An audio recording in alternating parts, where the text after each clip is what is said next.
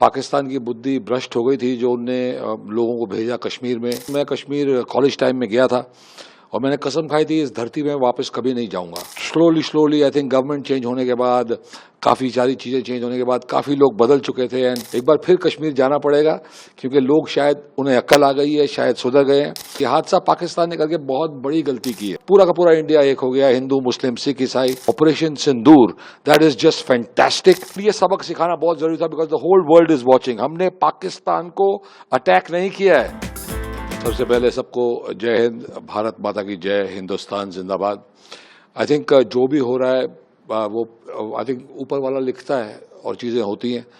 तो पाकिस्तान की बुद्धि भ्रष्ट हो गई थी जो उनने लोगों को भेजा कश्मीर में क्योंकि कश्मीर बहुत तरक्की कर रहा था।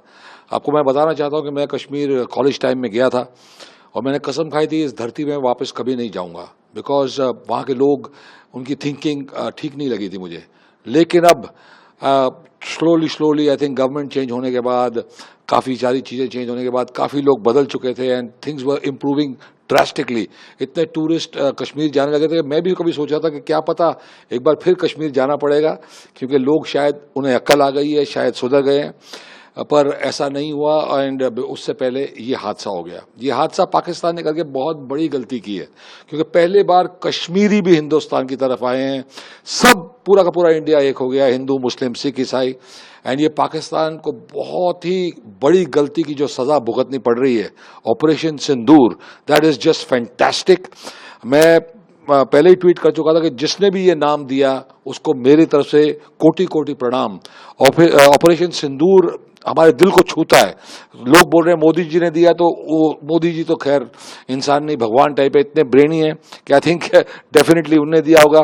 जो हमारी दो बेटियां आई हमारे देश की, वो दिखाती हैं, दर्शाती हैं कि हम कितने स्ट्रांग देश हैं। हमारे हिंदू मुस्लिम सिख ईसाई सब एक हैं and that is our India.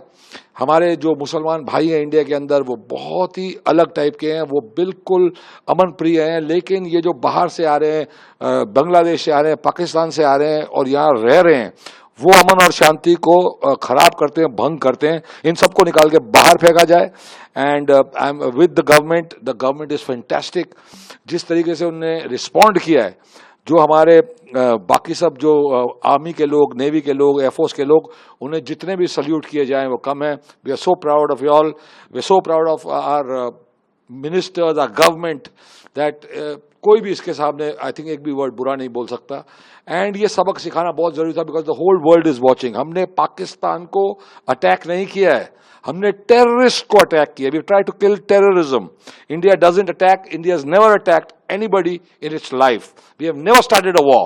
But terrorist होएगा तो घर पे घुस के मारेंगे, मोदी जी ने कहा और मोदी जी ने कर दिखाया। सिर्फ बैन नहीं, जिंदगी भर ये कभी भी लाइफ में वापस अलाउ नहीं होने चाहिए to operate in India, to have Indian followers और to even be seen on YouTube. They should be banned for life जब तक पाकिस्तान के लोग ये नहीं समझ पाए कि हम उनके बाप हैं। India is the father, India is the nation. उसके टुकड़े होते जा रहे हैं, पाकिस्तान बना, बांग्लादेश बना, अब बलूचिस्तान बनेगा। तो this is going to happen. You bloody understand that India is never ever done anything wrong with you all, never sent any terrorist. We can also train. It's very easy to train a terrorist. बेचारे गरीब लोग हैं, थोड़े से पैसे दे दो, थोड़े हूर दिखा दो, किसी को हूर नहीं मिलने वाली। हूर में भी वेटिंग लिस्ट चालू हो चुकी है, कोई हूर होती ही नहीं है यार, बकवास बातें हैं ये। तो प्लीज, जब तक पाकिस्तानी लोग अपनी आर्मी को निकाल के बाहर नहीं फेंकते, डेमोक्रेसी नहीं लाते, ये सब लाइफ लॉन्ग बैन होनी चाहिए।